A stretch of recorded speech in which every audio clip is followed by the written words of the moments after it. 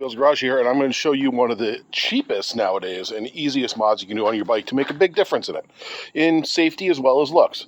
So what we're going to do is we're going to change the front headlight here on my Royal Enfield Interceptor 650, and we're going to add an LED light like my son has here on his Continental GT. These are a 7-inch light. You can get them anywhere. So that is what you can see it looks like on his, and here's the light output with the stock headlight, and that's a substantial difference. And I noticed when riding with him, his headlight was really lighting up the street, mine barely lighting it up. I mean, sufficient, but definitely worth the upgrade. So I bought this light here off of Temu.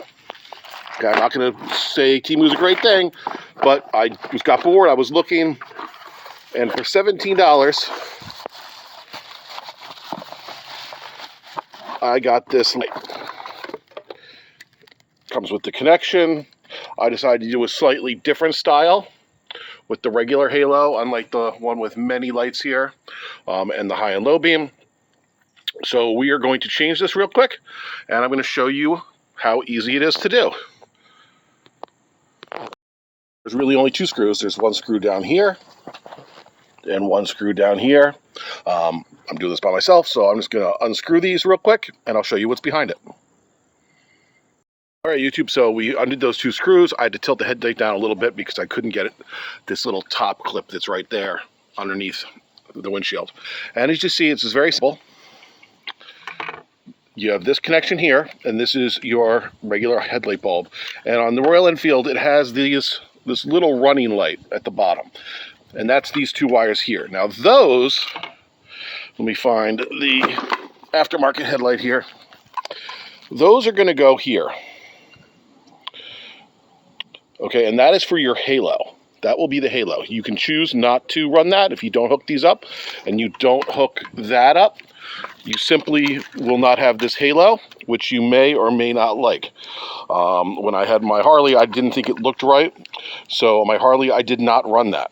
All right, so what we're going to do is we're going to unplug that, and we're going to plug in real quick, and we're going to turn it on so we can look at which is the high and the low beam. Something I didn't know.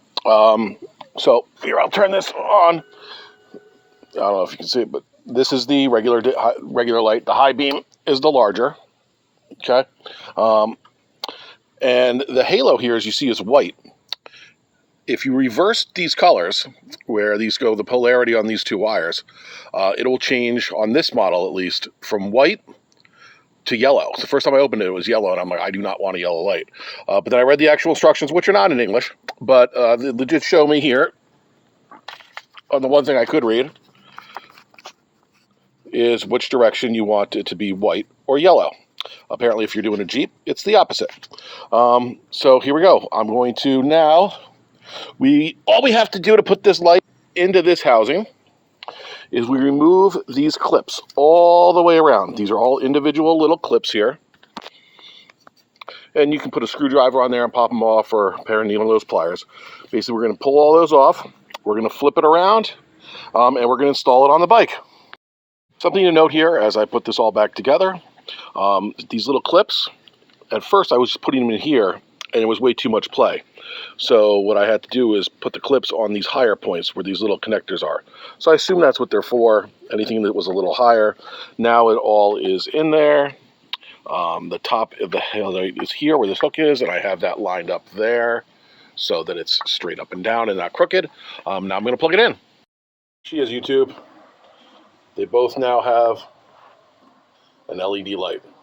Well worth $17.